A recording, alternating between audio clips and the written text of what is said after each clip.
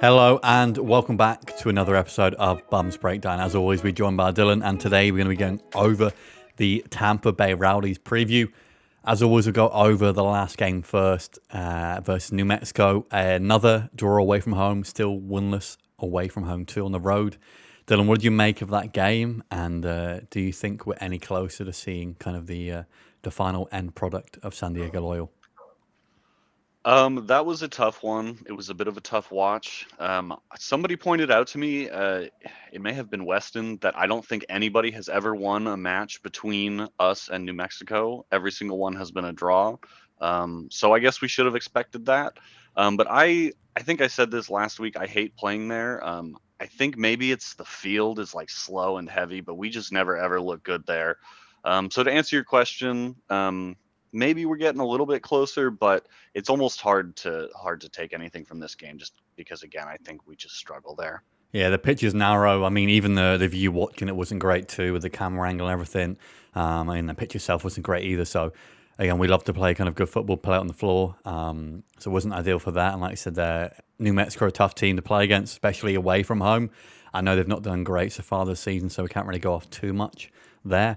But still, I think things to work on. Still, again, some defensive issues here and there. Again, I know we touched them before. We started as far as kind of their goal early on was from kind of a defensive mishap from a cross, and then it's not clearing the ball there. And then still, we've not scored a goal before the 40th minute, which, again, maybe isn't such a big issue, but I think kind of highlights kind of how well we don't do early on in the game.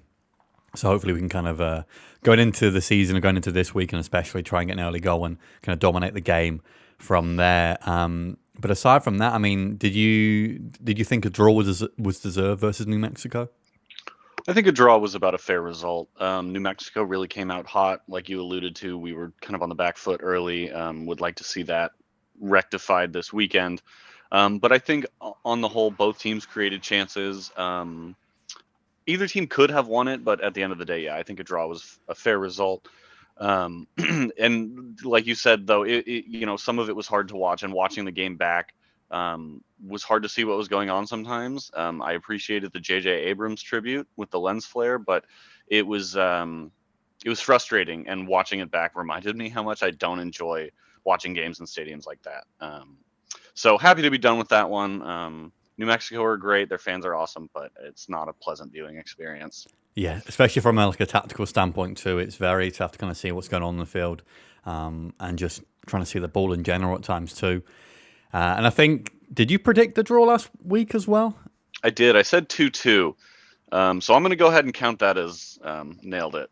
Okay. Well, we still haven't, none of us have got a correct prediction yet, have we? As far as the scoreline goes, I don't think.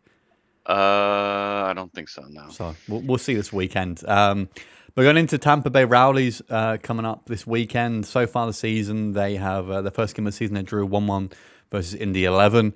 Second game, they drew another game 1-1 versus Orange County.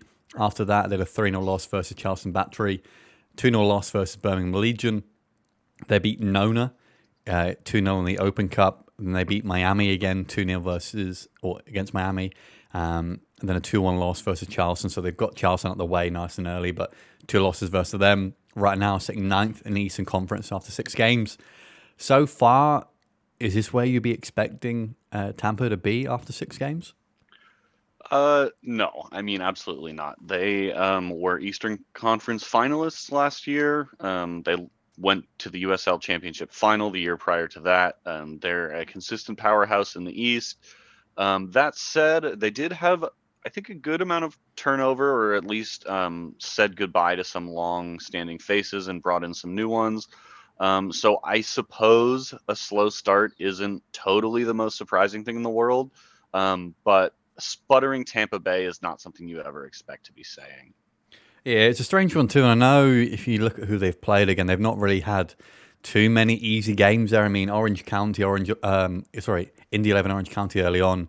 Again, 2 tough games. Charleston, I think, are we know how good they are now. I think they're a little bit of a surprise early on. But then looking at those results, I wouldn't say any of them really stand out as being too surprising. Maybe the Birmingham Legion one. So again, I think Tampa have got a lot of work to do still this season. Again, we know who they brought in, lots of good players. with the team on paper, they should be doing way better. But also looking at those games early on too, I don't think it's a massive shock to see where they are now. But again, the season's very long. We all know how good the USL was this year as well. So again, plenty of time for them to kind of turn things around and get on the right track. And then kind of moving into how they play here. Again, another team that likes to play with three centre backs. Essentially a 3-4-3. At times it looked like a 3-5-2, and then also at times it looked like they play with a front four versus Charleston at the last game. Again, they like to play out from the back. Front three spreads out to press the back line. And we all know how good Cal Jennings is too, as far as kind of dropping back in, almost like a false nine in their front three as well. And again, I thought they were unlucky to lose versus Charleston. I don't know how much of that game you watched too. But I don't think they looked that bad versus a team who many are saying are right now kind of one of the top two in the USL. So not a bad result from them there. And I've got here kind of a few key players for them as well. I know Lewis Hilton's been with them for a while now, I think for the last 3 or 4 seasons. They also brought back in Forrest Lasso, a centre back, a touch from Cal Jennings too from Las Vegas Lights. We'll know how good he was last season against us. And again, he's another guy that I would have loved to have signed in the off-season. Then another one we know all too familiar, Charlie Dennis from Oakland, who scored an absolute banger versus us in the playoffs, which I don't really want to talk about too much. And then also here, JJ Williams from Phoenix, another great player who's not really played too much for them as well so far. But apart from those kind of key players, anyone else that stands out from you from this Tampa Bay Rowdies team? Their wingbacks, you mentioned they play a 3-4-3. Their wingbacks are big. Antley has been starting at right wing back for them. He's played well. I don't know too much about him. But on the left side, Dahlgaard has been a mainstay for them for a few years now, and is a very solid left wing back. So I expect to see him factor in significantly. But the only other player I'd bring up is central midfielder Jan Ekra, number 7. You kind of alluded to how they almost play like a 4 up front sometimes when they're pressing. He's usually the midfielder who presses up high when Jennings kind of drops deeper. So I expect to see him factor in a game that will involve two teams that want to press each other. And that's going to be a tough one for us to kind of, I guess, get over the kind of, if they do press with the front four, it's going to be very tough for us to get out from the back. And I'm hoping it doesn't lead to kind of long balls out from the back into our wing backs or up top, because again, it never usually works well for us. So if Tampa want to win that game, that's how they'll play. They'll press with those front four or turn it into a front four. And I think they'll do well if they can do that. But for our sake, I hope they don't do that and we go on to get the win. But we'll move into their lineup here. Again, it's tough to even predict our own lineup. So all we're going to do is kind of go off how they played last game. But if you want to walk us through how we think they're going to line up again. Sure. Yeah. So like you said, we're just going off what they played last game because they've changed a lot this season. Actually, we looked through all of the games they've played and there was not a whole lot of consistency in the front line and midfield. So we're giving it our best guess here. So in the back, Connor Sparrow, I think, is a safe bet in goal. He's a very good goalkeeper, though he didn't have a great game against Charleston. The back line of Doherty, Kleeman, and Guillen. I hope I pronounced those right. And then we talked about them already in the wingbacks, Dahlgaard and Antley. Once again, we're playing another team playing a 3 at the back, so the wingbacks will be a key matchup. In the midfield, Hilton and Ekra. We alluded to the fact that Ekra will get up high and press. That's not to say he's necessarily an attacking midfielder, but he's high energy, a good presser, so expect to see him involved. And Hilton will drop deeper. And then the front 3 of Jennings, Schroeder, and Martinez. Martinez, as far as I know, is not really like an attacking midfielder or winger by trade. So expect to see him kind of drop in tight. And then we all know about Cal Jennings. And I honestly don't know much about this Schroeder guy. But that's how we expect them to line up. They're a high energy team. They'll press up high. They want to have the ball. Yeah, and obviously we've not even, I've mentioned a few key players. They've got a few key players not even in that starting lineup there, so we know how kind of stacked their benches as well. Martinez, like touched on there too. I know at times dropped into that midfield to kind of create almost a 3-5-2 and score it when Jennings were the guys pressing. So again, it could be a front 2, a front 4. Because they like to interchange quite a lot there. And that's not even mentioned, like I said, with Charlie Dennis off the bench, JJ Williams off the bench, and Forrest Lasso, who knows not been favoured recently. So again, plenty of depth on the bench here as well. But it's a very strong team. Like I said, we're surprised to see where they are currently in the table. And And I imagine probably later on in the season we'll see them push on a little bit more. And then moving into probably one of the toughest lineups I think we've had to predict so far. I know the games are coming thick and fast now with the US Open Cup versus Seattle Sounders next week as well. So I think it's fair to say we've gone a little bit bold with our prediction here, but we'll go kind of position by position. As far as goalkeepers go, we usually say straightforward Koke. Were you saying something different this week? Yeah, I think we are gonna, like you said, go bold. Koke in normal circumstances nailed on starter, but I know that the club and Nate want to give Duran some games, and going off what little historic precedent we have with the U.S. Open Cup, seeing as last season was the first time Loyal ever competed in it. Last year, we hosted Louisville 3 days before a road Open Cup game against LA Galaxy, and Austin Guerrero started that game. So we rotated for the league game and went strong for the cup game. And so I think, we'll see. Maybe that was a Landon thing, not a Nate thing. We'll find out on Sunday. But we've gone with the rotation in the league game to go strong for the cup game. So we've gone bold and we've gone Duran for this. Speaking of that Louisville game, that wasn't the last game Austin Guerrero played, was it? I think it might be because it was maybe the second game he played that season, and he didn't have a great showing in that game. I think two, if not three, of Louisville's goals were directly attributed to him. And I'm pretty sure it was after that game that Duran started making the bench. And I think it may have been Austin Guerrero's last game for Loyal, unfortunately. Yeah, it'll be an interesting one to see there. I know, I mean, I don't love the rotation of keepers. I don't think keepers need that much rest. But again, when you've got a player like Duran who needs the time and development, it's tough to really not rotate at times. And like I said, we did it last season versus Louisville with the LA Galaxy game in the Cup. So we may see the same thing. And then going into back line, it's another tough kind of choice as far as who we go with. I know we didn't predict Simmer to start last game. He came in. Do we think the back line stays the same from the last game?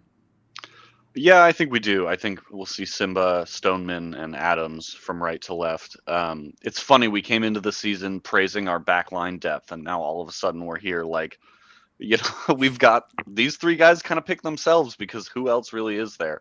So yeah, I think the back three will stay the same. It's a weird one too because I know we're going into the kind of the fullbacks or the wide midfielders now and the two centre midfielders, and Elijah, we basically haven't put down he's not going to be there as far as in the wing back role. So seeing Simba gets a nod over him, I'd imagine Elijah probably starts the Open Cup game in the week. But as far as fullbacks go, we've gone with Moon and Perez, Bodley probably getting the rest, and then Charlie Adams and Camden getting a start. I want to touch on the midfielders a little bit. We're obviously missing out Corona and Colin Martin. Would you say that Charlie and Riley are in there for rotation or kind of level-wise right now? I would say that Camden will be in there for rotation, though I do have some questions about Joe Corona's fitness. He hasn't been starting. He's come off the bench, but you would think if he was 100% fit, he would be starting. So, but for rotation purposes, I think we'll see Camden come. But he's had a great season thus far when he's seen the field, I think. But Charlie, I think, will play because he's just indispensable. We've seen what he brings to the team, both in terms of set pieces, moving the ball forward. I think he's got 3 assists already this year. So Charlie is just kind of indispensable. So Camden, I think, is more of a rotation pick, but Charlie, I don't know that the team is as good without him in there. It's tough to, and I know, like we said, early in the season, as far as those midfield 2 or 3, can be very tough to pick. I think Charlie stood out as far as those midfield players go. I know Colin's not had a great start to the season. We've already touched on that in previous episodes too. So I'd imagine probably Camden gets to start that game. And then, again, Corona must have some sort of fitness issue right now still not to be playing more minutes. Because, again, we know how good of a player he is. So it'd be kind of strange for a player that good not to be playing more minutes. And then we all know how good Moon's been this season as a fullback. What have you made of Perez playing as a wing back as well? I don't know. That's an interesting one. I wouldn't say that I love it. I don't necessarily think that it best utilizes his attributes. But he is a good passer of the ball, and he is left-footed. And I do wonder if maybe sometimes the wingback role does come down to those two attributes more than others. He's a quick guy. He can get up and down the field. That's no problem. So I don't love it, but I think considering we don't have that much depth at the wingback spot, it kind of makes sense. It's not where I would most like to see him, but I think he's already had an assist, right? He had the assist for Conway's goal in the Open Cup, so I'm okay with more of it, but it wouldn't be my first choice. Yeah, I think it's more so come down to the fact that we haven't really got much depth at fullback with Elijah now being played at centre back, which again leads to the fact we haven't got much depth at centre back now as well. So again, I still feel like we're missing another player to come in. I know obviously we have Morgan Hackworth who can fill in a gap anywhere. So I'm surprised we're not seeing more of Hackworth this season, which I don't think we're ever going to see much of Morgan, unfortunately. But I still think we're missing one player here or there to kind of round out the team. And then moving into those front three spots, again, I'd imagine we go with the front three or like with a player in basically what we call the Guido role as far as the from midfield into attack. Who we send gets those front three spots against Tampa? So the Guido role, the kind of hybrid midfield attack role, I think Toomey will start. When I said the left wing back wasn't my ideal role for Perez, I want to see him in this Guido role. And I would think that a game like this where we rotate would be a good one, but we've put him out at left wing, so I think Toomey will probably start in that Guido role. Yeah, it's I said I want Perez to be in that role, and I think that's the main reason he was brought in. But also, I'm not sure if Toomey can play in that wing back role, which again limits to who we can play in what positions there. And then finally here, I mean, I know going back to the past weekend, Collier got start over Toomey, play up top with Conway and Damas. Are we saying Collier starts again, or are we going back with the Conway and Damas front two? I think we'll go Conway and Damas. It would be nice to rotate, but the offense has not really been ticking yet. And I still maintain that I think Conway and Damas is going to be the partnership going forward. And I think that Collier didn't have his best game against New Mexico. He got into some good spots, but he was very wasteful. And I think that, so like I said, we want to keep the offense ticking, try and get it flowing. So I would like to see Damas and Conway just purely to get them more minutes together. And I think we saw midweek as well, John Morrissey over at USL Tactics posted a little infographic as far as players who've had the most shots and not scored a goal yet. And I think Collier had like 7 or 8 shots so far. I know the XG was fairly low on those, so again, not kind of expected goals, but he's still getting in good positions where I think whether it's kind of decision making, whether he shoots or not. But I know versus New Mexico, there was a kind of a 2 good chances I think that he could have scored or at least tested the keeper a little bit more from. And then moving into kind of key matchups questions I've got here. Again, how well can we defend set pieces and crosses? Again, we've not looked great from them. And the first goal versus New Mexico came from a cross that we didn't deal with well enough. And then here, how well can we utilise set pieces and crosses for ourselves? I know we touched on before the episode actually that I think probably over half of our goals now have either come from a set piece or a cross. So again, maybe at times we don't see the best set pieces or crosses coming in, but they are working. We are getting goals from them. And then also here, can we score before the 40th minute? I still think getting an early goal is key in these games and kind of maybe settling some nerves and kind of getting more domination of the game. So that's still something to work on. And then as far as, again, Tampa here, can we keep Cal Jennings quiet? Again, can we kind of limit his presence in attack? And then can we beat their press and play out from the back, which I think will be a key thing. Definitely if we can't get those balls into the midfield and kind of reliant on those longer balls into either into the attackers or the wing backs, I think we may struggle a little bit there. But any kind of other key matchups or kind of questions you think you have for this game as well? No, I think you've mostly covered it. Just to kind of elaborate on the scoring before the 40th minute, and you even touched on it earlier. I would just like to see us come out of the gates quickly in this game. I think we really got caught on the back foot in the first 10 minutes against New Mexico. And that was really the reason we didn't win that game. New Mexico didn't create a lot of chances outside of that first 10 minutes. So I would love to see us not do that again. Get an early goal, even if we can.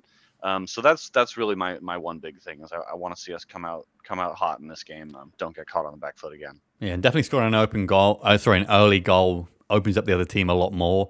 Allows them not to sit back in. It means they've got to kind of push forward and get a goal at least to get back in the game. So I think it's partly been our issue too. Is that without getting an early goal, the opposition team's been able to sit in a bit more, and again makes it very difficult for us to break them down. And one more thing I did have here was, can we be more clinical in attack? I know we scored 3 goals against Phoenix in the first home game versus them. But I know still the attack still has a few more things to work on, I think, before I'm truly happy with it. And then kind of rolling into predictions here, like I touched on earlier, we haven't got one exactly right yet. I'll give Dylan half a point for last week with the draw. As you are somewhat in the lead here with a 0.5, I'll let you go first. What are you predicting for the Tampa Bay game this weekend? This is a tough one because I think, as we've kind of talked about, the lineup is very uncertain. So it's hard to make specific predictions about specific players and specific matchups. So I've gone 3-2, a repeat of last year's scoreline. San Diego Loyal coming with the win. For Loyal, I got Damas, Conway, and Toomey. Would love for Toomey to get off the ground this season. He had that one really good chance, I think it was against Phoenix, that he just totally scuffed. Conway's scoring, want to keep that rolling, and Damas has been close. I think he looked good and was kind of hard done by not to get some better chances against New Mexico. So I've gone with the 3 of them. And then for Tampa Bay scoring, Charlie Dennis always scores against us, so obligatory choice there. Cal Jennings always scores against us, obligatory choice there. So 3-2, it's just simple math from there. Yeah. I put in 3-1 before we started, and I was actually about to change it to 3-2 before you said 3-2. So I'm gonna stick with 3-1. I'm gonna go with Damas and Conway. Conway with 2 goals though, and then I already had in here for Charlie Dennis to get a goal for them, probably off the bench if he doesn't start. Again, Conway's looked better so far. I think still, I think it's more so for him. The partnership with Damas needs to be worked on a bit more before we see the better side of Conway. Again, he's not done badly this season. And then Damas too, again, he's had a few chances here and there. Nothing kind of clear cut. But again, he works hard. He'll press well, and no doubt he'll get a few chances in the coming games. So he's really got to take one of those. But yeah, so I'm going 3-1 win. But as far as things go there, anything else to add before we wrap things up here?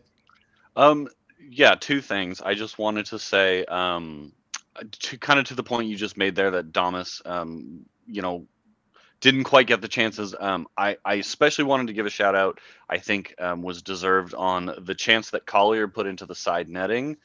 Damas had a lovely little bit of movement to open some space for himself, and if Collier had just gotten his head up and cut it across, I'm pretty sure Damas would have had a tap in, because he just peeled off the center back at the last second there. So if you can, go back and watch that missed chance from Collier, and you'll see Damas doing what he does really well. So that was one thing. And the other thing, I love the games against Tampa. I know this is only the second time we've played them, but they are a super historic club in American soccer. So regardless of the result on Sunday, though, let's get a W, fingers crossed. I always enjoy playing these sorts of clubs. Tampa Bay, being a super historic one. So, I'll enjoy this either way. Be a bit better if we get the win though in the end, won't it? Yeah, a lot better. And then moving into next week as well, so we've got the Seattle game on Wednesday. More than likely, we won't be doing a preview for that, as it's going to be early in the week. But then next weekend as well, another home game versus El Paso Locomotive, which for sure we'll be reviewing. And then, as always, this is the home game. It'll be a locals last call after the Tampa Bay game, and hopefully we'll be in a very good mood after that one. But again, thanks for listening or watching, and we'll see you guys very soon.